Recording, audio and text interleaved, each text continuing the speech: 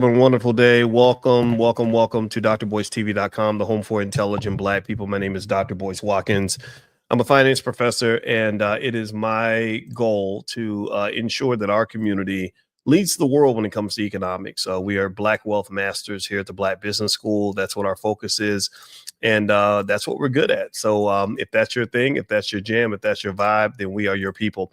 Anyway, I hope everybody's having a great day. As you come in, please hit the thumbs up button, thumbs up, share. Make sure you subscribe because Black wealth is Black power. I want to talk about this recession. I want to talk about the recession that's coming. More evidence. I'm going to report more evidence on the recession, that the recession is coming. And I'm going to break down for you what's happening, as well as how you might want to respond. I'll actually give you, if you stick around to the end of the video, I'll give you some stocks that I believe in that you may want to look at to add to your portfolio. Because remember, every situation is an opportunity. Never let your fear override your desire and your belief. Abundance mindset. That's what we do here. So anyway, hello, Malcolm and Sharon. I see you, Miss Bird, Karen, Veronica, Namki. Good to see everybody in here. All right. So first things first. You had this guy called Donald Trump, who's your president right now. And some of y'all like him, some of y'all hate him. But right now, Trump is kind of looking a little bad right now. Right now, his tariffs are just really tearing a new one through the economy. Some new data came out today to pretty much show that Trump is that he's harming the economy with his tariff decisions. Now, does that mean that everything is going to be all bad all the time forever? No, there's no guarantee of that. He thinks that he has a master plan that will kick in after a few months or a couple of years, but I don't know if that's going to work. And what's interesting about this is, first off, let me just tell you the data. The data says that GDP actually just went negative. And that pretty much is a telltale sign that we're headed south. We're headed in the wrong direction economically. If you were to go to CNBC right now, you would see reports on what's going on with the economy. The stock market dropped a little bit today as a result of it. And basically, first quarter GDP had a contraction. So when you have a GDP contraction, that means your economy is getting smaller. It's not the end of the world, but it is the first sign of a recession. Now, what's really fascinating about Trump is that he immediately blames it on Joe Biden. He immediately says it's Biden's economy, it's Biden's fault. And I'm going to tell you, I think he's telling a little bit of a fib right there, because one thing that he likes to do is he likes to take credit for things when things are good. Like, I don't know, give me a yes if you agree with me when I say that if these numbers were good, he'd be taking credit for that. Anybody remember? In fact, I think the last set of numbers for something, there was employment numbers that were good, and he was taking credit for the good employment numbers. But then when the numbers get bad, it's like, oh, no, that's Biden. But just about 2-3 weeks ago, you was taking credit for the numbers. You were claiming responsibility for the good numbers, but now the bad ones, that's Biden. But that's how these politicians are. That's what they do. They lie for a living. He's probably a little bit better of a liar than the other ones are. He lies a little bit more. Come on now. But anyway, so what I'll do is I'm going to share my screen and show you all this CNBC report, and we're going to kind of sort of look at this and just see what it is, just see what's going on, right? Like, and not everything is a reason to panic, but it is something worth paying attention to, and it could be an opportunity for you if you are an investor. So here's the headline: S&P 500 falls after first quarter GDP contracts, raising recession fears. So yeah, that's not good. It says here stocks fell on Wednesday, spoiling an April rebound as data showed the U.S. economy contracted in the first quarter. The result heightened fears of a recession in light of Donald Trump's flurry of trade policy moves. The S&P 500 is off 0.7%. First quarter gross domestic product declined at a 0.3% rate. The Commerce Department said on Wednesday a rapid reversal from a 2.4% increase in the fourth quarter. Some traders noted that the figures were skewed by a 41% surge in imports in the last quarter as companies looked to get ahead of Trump's tariffs.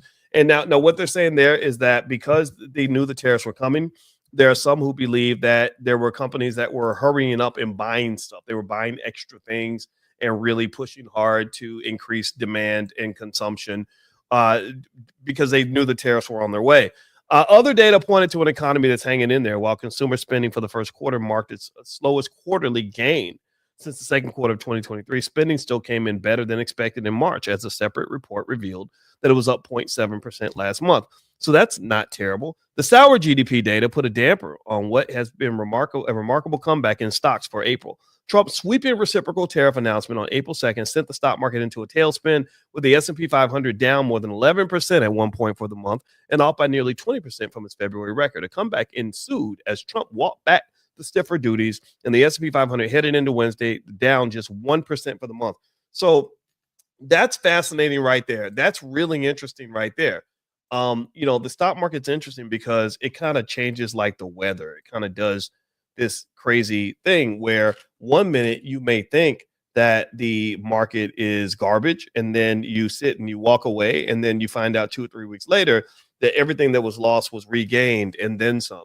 And so apparently what's happened in April is that the market had a big dip because Trump had his what do you call it, D-Day or Victory Day or Liberation Day or something, and he had that crazy day where he basically showed, or he announced all these tariffs, and the formulas were interesting. They were kind of questionable, and then he tanks the stock market, and then the stock market recovers, and you've seen this kind of pattern, right, where it seems just, I don't know if maybe it's just a coincidence where he and all his friends just seem to be in the right place at the right time, because you're living in, as Anthony Scaramucci refers to, the golden age of corruption, where market manipulation can occur in broad daylight in front of everybody because your drug dealers are running the police station right now. So here is what the market looked like this month. So you can see here, you had the big dip right after Trump made his announcements, and then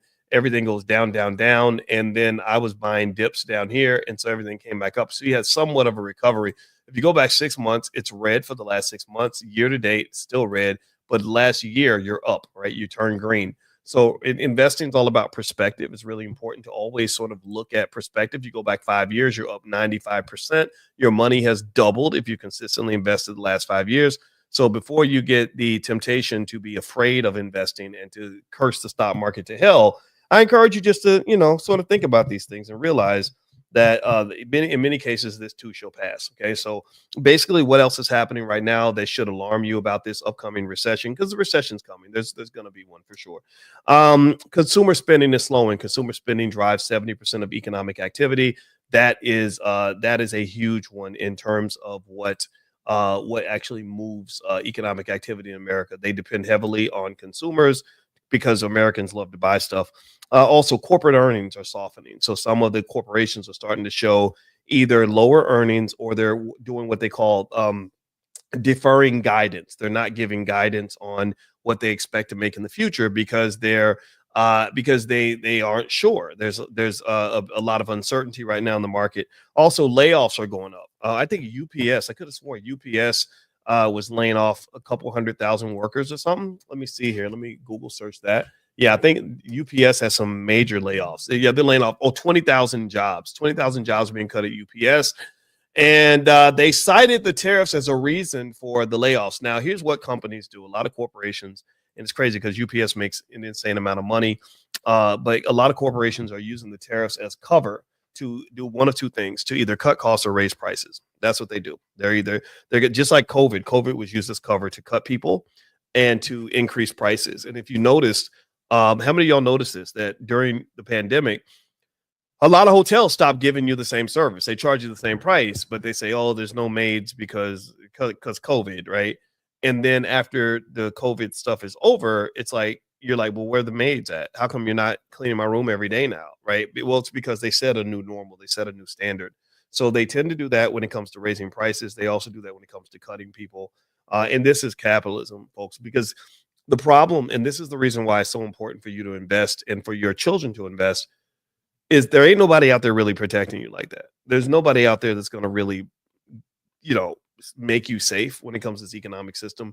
You're going to have to take some time, talk as a family, and really learn how these things work so you can decide where you want to position yourself. So the safest places to be positioned economically would be in the stock market. One other thing that I wanted to mention to you all is I actually did, I'm going to put in the chat a link. Since you guys are here live, here's a link of bond funds that you can look into. that would be considered safe haven assets in a tough economy. So I'm putting that in the chat. And let me know if you see that link. I'm putting it in here live. So anybody who's watching the recording, come live and you'll get, I'm going to start giving people free stuff for coming in live because y'all came in live. So if you missed it, then next time just come in when I send you the text, like come on in and click on that, because that will give you a list of bond funds that you could take a look at. Maybe you just add a little bit to your portfolio. It's not going to make you rich. These are not the stocks that are going to shoot up and shoot down. These are assets that stay pretty consistent, pretty consistent. And speaking of the bond market is pretty powerful. And I'm going to show you a screen share of that. As I do that, please hit the thumbs up button, thumbs up, share, subscribe. I want you to take a look at this. This is what they call the yield curve. The yield curve shows you the amount of interest that is paid, or the yield on bonds of different maturities. So here you have short-term bonds, 1 month, 2 months, 3 months. These are the yields. So it's about a little bit less than 4.4%, right? So they pay a lot of attention to the treasury yield, right? This is the yield that is paid on government bonds, right? That's very important for liquidity of the markets. Y'all can see that, right? Let me know if you can see that on the screen. Do you see it? Okay. Michael says he does not see it. Does anybody else not see it? Let me know if you don't see it. And by the way, this podcast is on Spotify. So look me up on Spotify. It's called Dr. Boyce Daily. I put stuff up there. So look up my name, Boyce Watkins, on Spotify. Do y'all see it? Let me know if you see it. Do y'all see okay, I don't know if Michael is saying he didn't see the link or he doesn't see the screen. Do y'all see the link in the screen? I'll put the bond funds in there, or the bond yield or bond stuff here again. There we go. Okay, great. Thank you. All right. So look at this, right? This is what you call an inverted yield curve. This curve is not supposed to dip like that. That dip in the middle it means that basically bonds of this maturity, when you go out about 2 years, that yield is lower than what you get on short-term bonds. So, but then it reverses itself and it goes up. But what this low yield long-term pretty much says is that the bond market expects a recession. So when the yield curve becomes inverted, as opposed to what it's supposed to look like, it was supposed to go upward the whole time. That's when people say, okay, it looks like the market is expecting a recession. So effectively, recessions to some extent are self-fulfilling prophecies. This is one of the reasons why they're deeply concerned about the fact that consumer confidence has taken a nosedive. When consumers become less confident, they spend less. When they spend less, it causes a weaker economy. And so as it gets weaker, then you sort of say, oh, here's the recession that you were planning, but you created the recession because you thought the recession was coming, so you stopped spending. So it becomes a feedback loop. So this is one of the most dangerous things about Trump's economy, is that it's creating a negative feedback loop. It's almost like in a marriage where you love each other, and the more it's like, I love you, no, I love you more, no, I love you more, I love you more, right? And so you're out doing each other in a positive way. But then if you go in the other direction where it's like, I don't like you, well, I can't stand you, well, I hate you, well, I hate you too, well, I'm gonna get my gun, right? And because everything, you have this race to the bottom. So economically speaking, you can have these races to the bottom where basically there is just a negative feedback cycle. And it's very hard, if you think about it, just like in a relationship, when you get into that negative feedback cycle, it's very hard to flip that and start going positive again. It's really difficult, right? So anyway, let me move on a little bit on some of this. So we're talking about this recession that's coming and what Trump is doing to I'm going to say he gets credit for messing up the markets. I think this is his economy. It's his world. He's the one that's doing all this. And I don't know if it's all necessary at all. I will say this week there is a lot of information coming out on corporate spending. There's a lot or corporate spending and corporate profits, and these numbers are going to make a big difference, because what they're doing is, we don't really know everything that's happening in the economy. They're waiting for the heads of big corporations to come in and individually talk about what they're seeing. They're also looking in the area of tech. They're looking for in the area of tech, they're looking for CapEx. How much are you spending on AI? How much are you spending on new investments, things like that? This week, Microsoft, Meta, Apple, and Amazon are going to report. And I have big positions in Meta. I own all these companies, but Meta's my dog right now because Meta makes me thousands of dollars a week on stock options that I sell. I sell stock options, and that's how we pay bills. I'm taking my wife to see Sinners in a few minutes, and I'll be buying the movie tickets with my stock options money. And anyway, as I sort of prepare for this, I was sitting there trying to think, what do I think is going to happen here? Are the earnings numbers going to be strong or weak? The other interesting thing is that when you dabble in the options market, you see that puts and calls start to really change. The prices go up, and so when I saw Meta go up, I bought some puts to protect myself from the downside, and then also I sold some calls because I just really don't want to be. I want to minimize the amount of drama, and so what I did was I picked calls that had a good strike price that was way out there. So if the stock does blow up, I'm still going to make money, but I won't. But I won't make all the money. But if it crashes, I've got the puts down there to protect me. So effectively, when you see this kind of stuff happening, just know that you're going to see some action right here. I really think that as this information comes out, we're going to have more data. We don't know exactly what's happening with AI. Companies that are heavy in AI. Microsoft is starting to slow down their capex spending on AI a little bit. They're kind of wiggling their way out of it. They were all kind of determined to commit to massive amounts of capital expenditure on AI, which was going to benefit Nvidia. I think Nvidia is very risky. I just can't find a reason to want to be heavily involved with Nvidia. We've owned Nvidia for years. I have not bought a single new share since Nvidia blew up. It just makes me nervous because this is a company that's kicking ass and taking names and making all the money. But I'm like, how long can they sustain that? Like, how long can they maintain those margins? How long are Facebook and Amazon and Meta and Google going to want to give, Nvidia tens of billions a year? I just don't see it. And then also the risk with China. Our relationship with China is deteriorating. So, what is there out there to make us believe that Nvidia is going to still be able to go and make money in China? I'm not saying Nvidia is a bad investment. I'm not saying that you can't mess with the stock. But when I go in there, I'm like, ooh, ooh. It's like like maybe when I was young and I was dating, and there'd be like a really pretty girl, and I knew I could go out with her, but I'd be like, ooh, something ain't right. Something ain't right. you know. So you got to listen to your gut and decide where you want to be. And I do like Meta though. I think Meta long term is a great company because I love the way they've kind of embraced the future. I know they have some antitrust issues, but we don't really enforce antitrust the way we should. We don't really make like Google. They're going to slap them on the wrist. They're not going to make them do anything significant. Again, one thing that you had, Anthony Scaramucci was 100% correct when he said that we're living in the golden age of corruption, and I think unfortunately Trump exemplifies that. And so as you kind of navigate investing, you can't stop investing just because you got a gangster running the White House. And it's funny, I say all this and people think I'm a Democrat or a Republican because of what I say. I'm not either one. I didn't vote for Trump or Biden or Kamala. I'm sorry. I know people think I should, but I just didn't want to do that. I voted for Cornel West because I like to vote my conscience. And I met Cornel. I know him. He's a very good man, and it's like, I know you can't win, but still, I want to make a point. But right now, you just kind of have this distorted economy. Now, one thing that I think the Trump people are leaning on is I think that they believe that once they start rolling out tax cuts and deregulation and talking about their tariff deals, that could rally the market. And they're not wrong. They are not wrong about that. They are not wrong. They are not wrong. You see, you got to, you know, okay, is he corrupt? Probably. Is he a liar? Absolutely. Is he a narcissist? Yeah, my wife's a therapist. She's seeing some stuff. But that don't mean you still can't make money. You just have to work with what's in front of you, right? So here's one thing he said that really made me think is he said the market's going to be great by the summer. He said the market's going to be great this summer. I think that that's a signal. I really do. I think that's a signal. Like, get invested because the summer it's going to be popping. Because I don't think this man, if you believe he's a narcissist, if you believe he's a liar, and all these other things, I just don't think this he wants to look like a terrible president. And right now he's looking like a terrible president. There's no economic theory backing his tariff policy. There's no economics class you can take anywhere on earth that's going to say, "Oh yeah, that's a great idea." Like, go pick a fight with every country in the world, including your allies.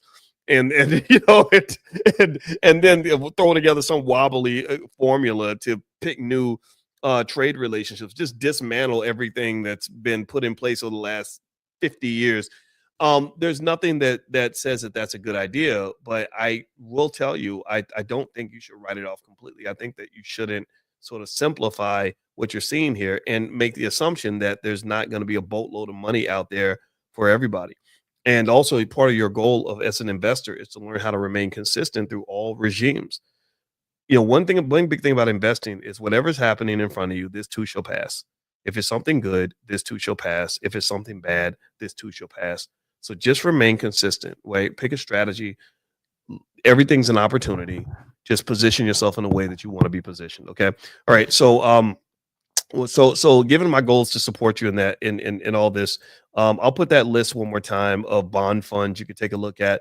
Also, I did make that list of Japanese companies that I'd like right now, because one of the things that a lot of people are doing around the world, which I agree with, is they're diversifying internationally. They're kind of getting the hell out of the United States for a while.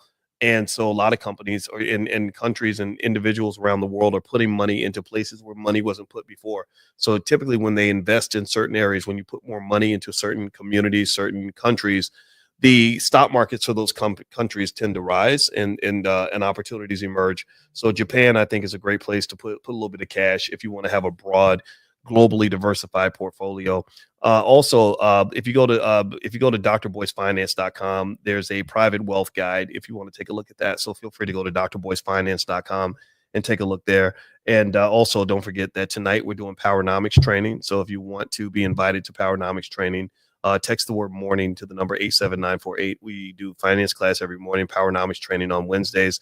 Our goal is to educate the whole community. We have 250,000 students in the Black Business School, and we're getting it done. We're getting it done. A couple other things you should know about the economy right now is that people are watching the Fed. The Federal Reserve Open Markets Committee is going to make a decision on Wednesday. There's no rate cut that's expected, but how Jay Powell speaks is going to move the markets. If he wiggles, if he scratches his nose, if he like winks or something, like, it's going to move the market. So you want to sort of look out for that. And also, well, that's today actually. So I said Wednesday. Sorry about that. Also, there's a jobs report coming out this week as well. That's going to be big. And also, energy prices are going up a little bit right now, and that might cause some issues with inflation. So you got a lot happening this week. This is a good week. This is a good opportunity to be out there. And again, we do stock options as well. So if you'd like to join us in our stock options class, feel free to go to drboyceprime.com. You'll find stock options are a great way to make income. If you just want to use stock to generate income, like it's a job or like it's a little business, I personally think that's the best type of business that you could start. It's really amazing. You buy a bunch of shares, sell options on the shares, and then you make money from that. And a lot of people are doing that, and it's a great way to make money. So feel free to go to drboyceprime.com if you want to take a look at that. All right, guys. So have a great day. Oh, wait, do you have a program? I'm looking at your question. Do you have a program that teaches option strategies like calendar spreads? Yeah, we actually do. We actually do a stock options certification that we started called COIN, which stands for Certified Options Investor. Certified Options Investing Network. And so if you want to take a look at that, that's drboycecoin.com.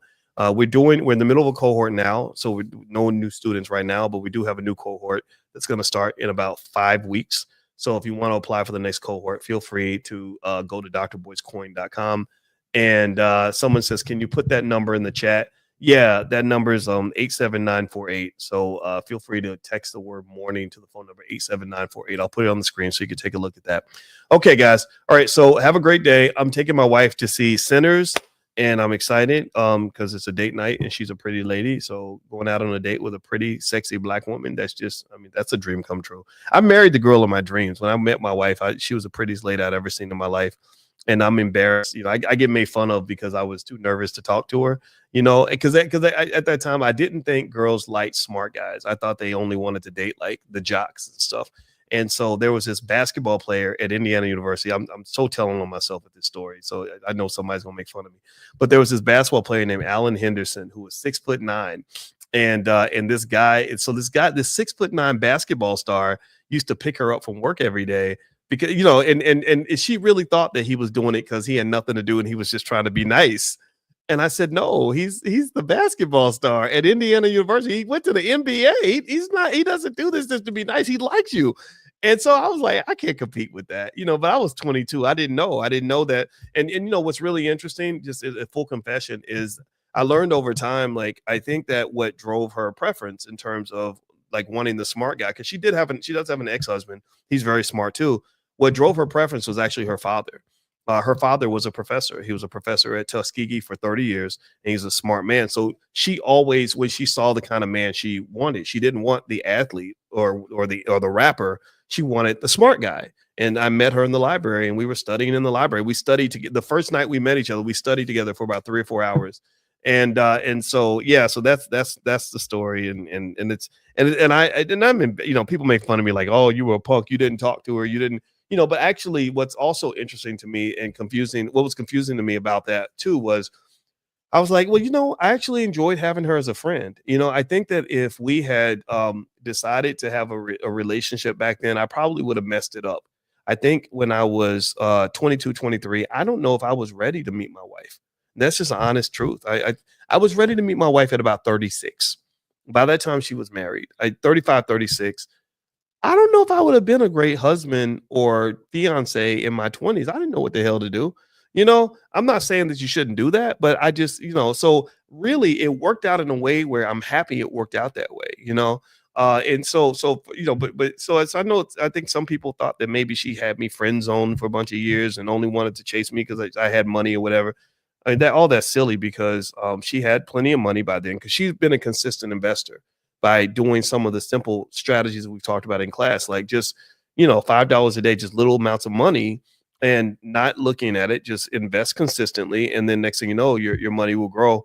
And so there you go. There's that story. And I hope it's okay that I share that because I'm very proud of my wife and she reminds me of what makes me proud of Black women. Like I think smart Black women that work hard and stand by Black men are just gold. And I don't personally tolerate anybody disrespecting that. I admit though, I'm not, I have standards. I'm not a person that's gonna co-sign on anything somebody does just because they're Black. Like if you're a Black man and you're doing something that's beneath you, you're degrading, harming the community in some way by sharing a message that's harmful to the kids. I'm not gonna support that just because you're Black. Same thing with women. If I think Black women are here. So if you're trying to operate down here, I'm going to challenge you. I'm going to say, well, why are we on our knees when we should be standing tall? Like why are we promoting ignorance when we should be intelligent? Why are we making ourselves? Why are we fitting into somebody else's stereotype, somebody else's minstrel show?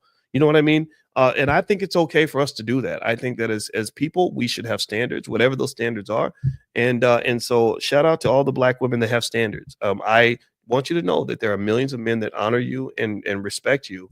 And I'm definitely one of them. So anyway, I'm going to get out of here. Let me go. And it's time for us to go see this movie. We're going to be late if I keep on talking. So thank you guys for listening. Okay. Jamila says we love your stories. Okay, good. Then I got more. I got more where that came from. So have a good day, everybody. And don't forget, if you want to come to our class in the morning, you can text morning to 87948. If you want the free wealth guide, feel free to go to drboycefinance.com. There's a wealth guide there. Also, you can actually get free access to the stock options mini class, and you can get a wealth elevation session with one of our team members. They'll sit and talk to you about whatever you're trying to do financially and see if we can help you in the Black Business School. So drboycefinance.com. That's also my Instagram. So have a good day, everybody. I'll see you soon. Take care. Bye-bye.